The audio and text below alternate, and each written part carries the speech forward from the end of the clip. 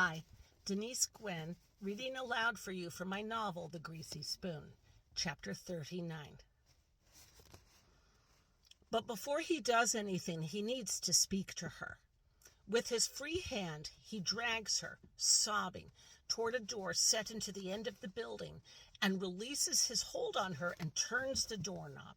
And thank God, thank the dear Lord above, the door opens and he pushes her inside.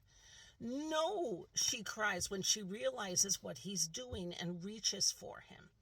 Yes, he says, gazing at her hard. Do you remember when we got here today? The trucks the men drove? Her teeth chatter. I stay with you. No, he says firmly, you go back through the factory and to the trucks and find a key to start the engine. He feels so stupid, but he doesn't know if she knows what the word key means, so he pantomimes an imaginary key being inserted into a starter and makes the grrr, grrr sound of an engine running. See, she says, understanding flooding her eyes. The key might be in the visor, you know, the thing that you use to shield your eyes when it's sunny. Do you know what I mean? Or else it might be under the seat. But there will be a truck key somewhere inside the truck, okay? And I will deal with these guys and then I'll come for you. Wait in the truck if you can. Keep your head down and hide. Can you do that? She gazes at him with wide, terrified eyes, then nods slowly. He pushes her inside. Good. Now go. He doesn't stop to think of the merits of locking this door versus not locking it, and he really doesn't have any more time to dwell on it, and he can't wonder at the timing.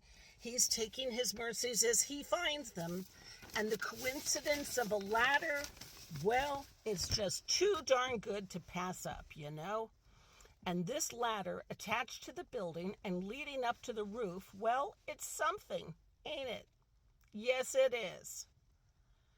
He leaps for it and scrambles up it with one hand on the rung and the other hand clutching the cattle prod. It's slow going, but he finally reaches the top.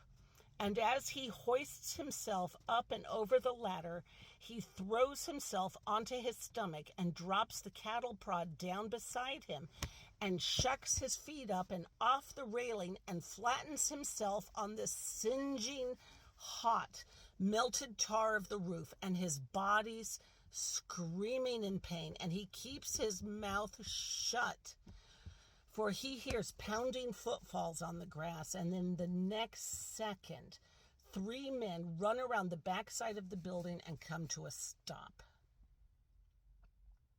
Where'd he go? Clem asks. He's breathing hard.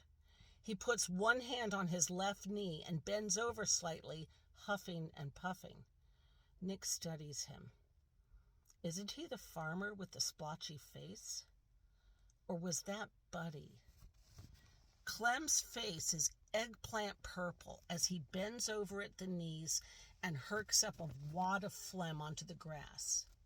Well now, will you look at that?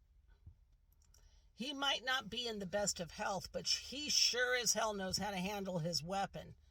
He rests his rifle in the crook of his elbow and glances toward the woods. He took one of the girls as hostage. He took Maria.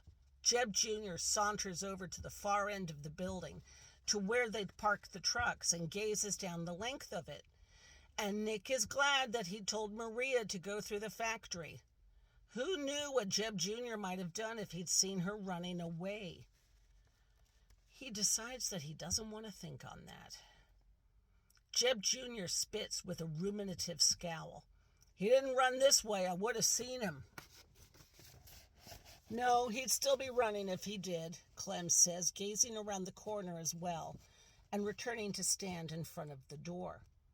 Do you think he ran inside? Jeb asks, pointing the shotgun at the door. He could have run off to the woods, Clem says. He could have hightailed it up this here ladder, Jeb Jr. says, and as he speaks these words, Nick flinches and draws back. Up on the roof? Fuck. Nah, Jeb says, it's hot as an oven up there. He'll roast to death. Beats getting my head blown off.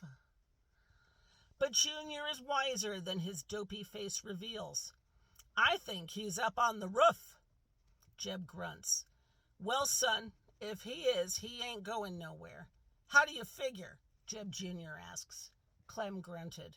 Maybe he's right. Okay, this is what we're going to do, Jeb says. He nods at his son.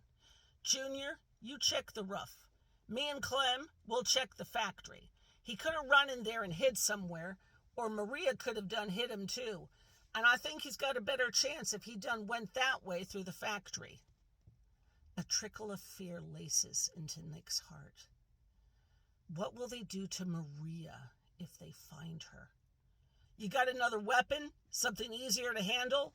Clem asks Junior. Junior whips out a handgun and grins. Why, yes, Junior has a weapon.